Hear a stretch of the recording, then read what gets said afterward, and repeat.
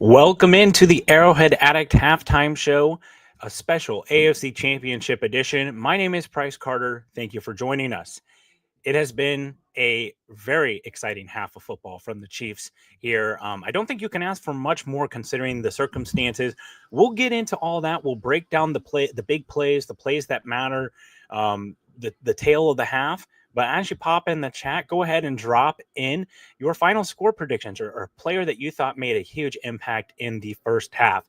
And guys, I got to tell you, if you told me that the Chiefs were going to be up 5 after turning the ball over 1-0, so the Chiefs are, losing the turnover differential 1-0, I would have been thrilled.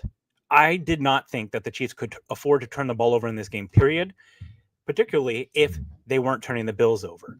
And when that fumble happened close to the red zone, I really thought that that was going to be the tail of this half and, frankly, this game.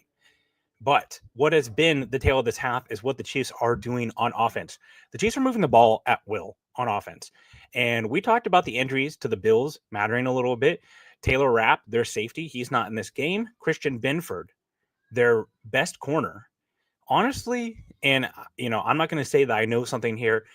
It was a little fishy the way his process went. He had a concussion on the final play of the AFC divisional game against the Ravens.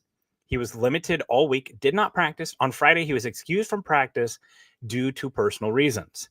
And then he magically clears concussion protocol in this game and plays. Clearly, from what we saw on the field, I don't think he was ready to come back. He has been declared out for this game. Kind of an ugly scene there. Wishing him the best.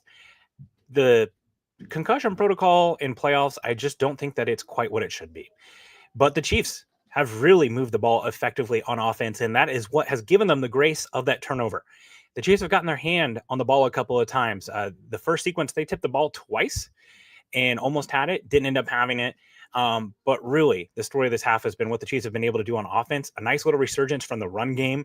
Great to see to that. And the Chiefs are passing the ball at will.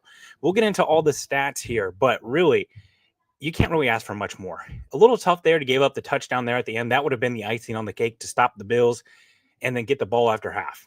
It's obviously going to be very important for the Chiefs here to get a score out of half. They're up 5. You felt like they got a nice little momentum push there at the end by stopping the tush push after they had that offsides call on Justin Reed. They're able to basically jump the line. Tony Romo did a nice job of highlighting the fact that Josh Allen always runs to the left. They stopped that play. So instead of how they basically, they went from having 1 point on the board to possibly 2 to taking it off. That feels like a nice little momentum swing. So love to see that from the defense. I think the defense is playing pretty admirable so far. Not a huge fan of seeing Trent McDuffie up on Matt Collins on the outside. I'm trying to be as positive as possible because this is a very good half of football for the Chiefs. But what is it going to take to get Trent McDuffie on Khalil Shakir in the slot? You have what is probably a top 3 or 4 slot receiver in the game. Khalil Shakir is their best wide receiver and one of the best slot receivers in the game. If only this team had an all-pro slot corner to guard him. Oh, wait, they do. But instead, you have Trent McDuffie guarding, 6'5" or whatever he is, Matt Collins on the outside. Great catch by Matt Collins.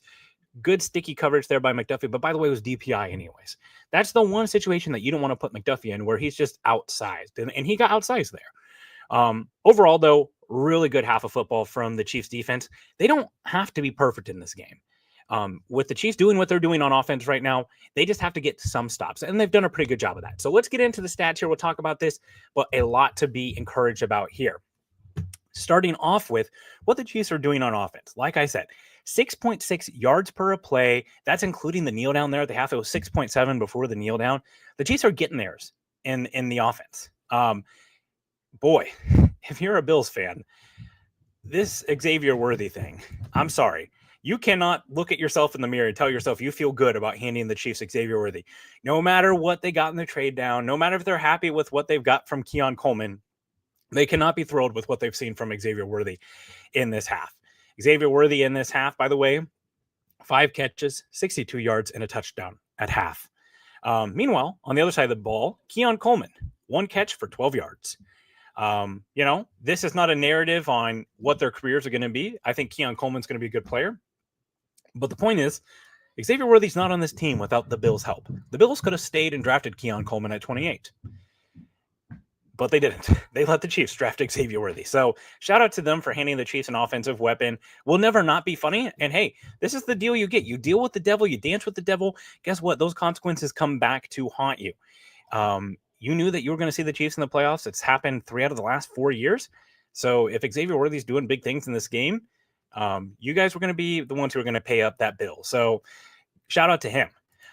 Patrick Mahomes in this game, 10 out of 13, 132 yards, a touchdown through the air, a touchdown on the ground, 6 for 17, and a touchdown for Patrick Mahomes. His legs, this was a huge part about the game last time in November. That game in November, Patrick Mahomes was held to 0 rushing attempts and yards. He had 1 attempt that was taken off the board due to penalty. The Chiefs are doing better at getting him moving in the ground. I thought it was huge for Andy Reid to go for that 4th down. They basically run that slide keys play where they got a pass option and then a run option off of that on that 4th down. I thought it was huge for Andy Reid to realize the gravity of the moment. The Bills had taken the momentum. They were up 10-7 at that time. The Chiefs easily could have punted there and trusted their defense, but they kept the pedal to the metal. I completely understand their gravity for going that. And at this point, I think what you've seen from the Chiefs offense, that is the better unit on the field right now. The Chiefs defense is playing well. Shout out to Mike Dana, who I think has had a really good half, by the way. He's made some pretty impactful plays. He knocked the ball out of Josh Allen's hands. He was able to get his hands back on that. The way that this looks right now, if the Chiefs can manage a turnover on Josh Allen, I think that's going to be huge. You want them to come out and score at half, but that really helps. And yeah, Slothy here points out a great point. Shout out the Bills for also giving the Chiefs a quarterback, right? Because the Chiefs would never be at pick 10 to pick Patrick Mahomes without the Bills' help. Now, I will say, if you're a Bills fan, they're pretty happy with the final result, too, because they have number 2 quarterback in this league. I'm not going to hold that one against them as much because they had no idea what Patrick Mahomes was going to be or what the Chiefs were going to be, right? And they also didn't know what they were going to be with Josh Allen. But, yeah, shout out to the Bills for handing the Chiefs both Patrick Mahomes and Xavier Worthy. Appreciate you, and thanks for helping build a dynasty. Let's take a look at some of the stats here. So we talked about 132 yards for Patrick Mahomes, 2 touchdowns, 1 on the ground, 1 through the air. Kareem Hunt looking spry, 8 carries for 41 yards. That touchdown that he had, that was some of the best bursts we've seen from him for a little bit. They've used Xavier Worthy a little bit. He's got 16 yards. Isaiah Pacheco, 4 carries for 11 yards. I think most of us wanted to see Kareem Hunt be the lead ball carrier in this game. So far, that's been the case. Xavier Worthy, 5 for 62. Juju Smith-Schuster. Something I want to comment on. The Chiefs did a really nice job of spreading the Bills defense out here right to go, right? They're going in empty formations, using RPO bunch formations and peppering Xavier Worthy and Hollywood Brown over the middle of the field. I haven't seen that offense really since early season when Rashee Rice is there. And they were hitting it at 10, 11 yards a clip. That was a really different look than what they've showed most of the season. I thought that was really nice play calling from them on their opening script and really helped them march right down the field. Hollywood Brown's kind of disappeared since that. Maybe that's something they go back to after half here. But I think that's a great option, especially when the Chiefs go out into empty sets. It's a little nerve-wracking because you do still have Joe Thuney playing left tackle, who's played very well in this game. Patrick Mahomes has not been sacked in this game. Meanwhile, the Chiefs have gotten a sack on Josh Allen. That was opposite the game before. The Bills pass rush are getting to Patrick Mahomes quite often, and they did not sack Josh Allen in the previous game. So a really nice showing there from the pass offense, but I've seen it here in the chat. You've seen Travis Kelce in the mic'd up segments at the Super Bowl or big games like this. He just goes to the other guys on the sideline on the offense and goes, more. That's exactly what's got to happen here. They've got to keep scoring, right? And I thought, Christian asked me on the intangibles earlier that episode, yes, if you could create a game script for the Chiefs here, how would you want it to play? And I said, Chiefs jump out to a lead, stop the Bills, get the ball after half. And that way, they're starting to take the Bills out of what they want to do. They have been a ground and pound ball control offense all season. Their 6 offensive lineman stuff is hurting them right now. Alec Anderson, their guard swing tackle who comes in, he's the guy that they use. One of the first plays of the game, he forgets to report as eligible, 15-yard penalty, negates a positive carry. Later in that game, he lines up off the line of scrimmage, holds them back again. So not only are they not able to use that because of game script, they're also not able to use that because he's stepping on himself a little bit there. So that's not going to help either. So they have got to continue to put points up on the board. Also, one thing that was shout out, right? Like we talked about, like Travis Kelce was the offense last week. Well, right now, Travis Kelce has 1 catch for 8 yards. He dropped a screen pass that, quite frankly, he should have caught. But the wide receivers are doing the work here. That and the running backs. Let's go to the other side of the ball here for the defense. Nick Bolton's got 3 tackles here, a pass defense, a nice play by him. Trent McDuffie, 3 tackles as well. For our sack here, let's see who ended up with the sack. Mike Dana, again, just having a great game. Mike Dana, shout out to him. One of those ditch diggers. On the other side of the ball, you've got the Bills. Josh Allen's got 150 yards, a touchdown. He's been sacked 1 time, but this is huge. Josh Allen, 3 carries for 6 yards. I will take that all the time. Josh Allen's legs have killed the Chiefs in playoff games, and here they are shutting down him as a runner. That is massive. They are keeping that pass rush lane integrity super critical in this game. That 4th and 2 that Josh Allen housed before in the November game, that was because Chris Jones got washed out of his gap. They've got to continue to keep that gap integrity.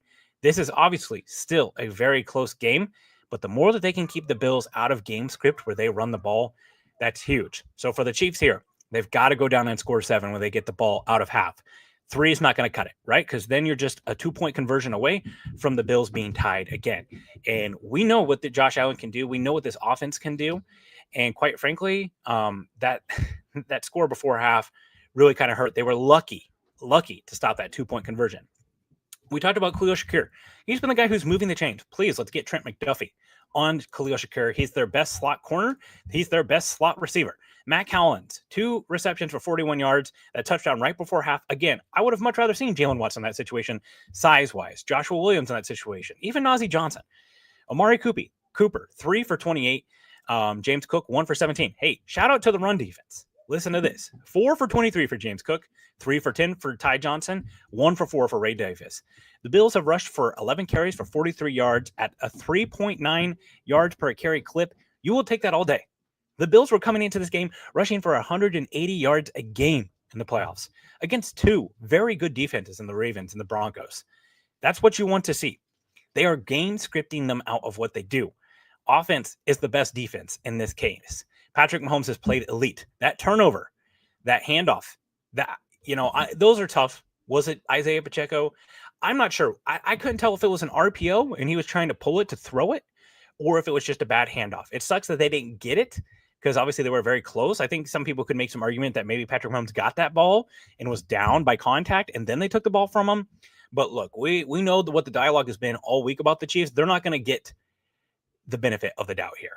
So I have no idea what Slothy is talking about. Price, what are you doing to your cat? Is something going on in the audio?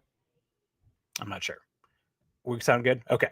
But either way, I don't know what he's talking about, my cat. But either way, realistically here, going into the second half, more points on the board, and you just want to be able to see the Chiefs defense get another stop or 2, right?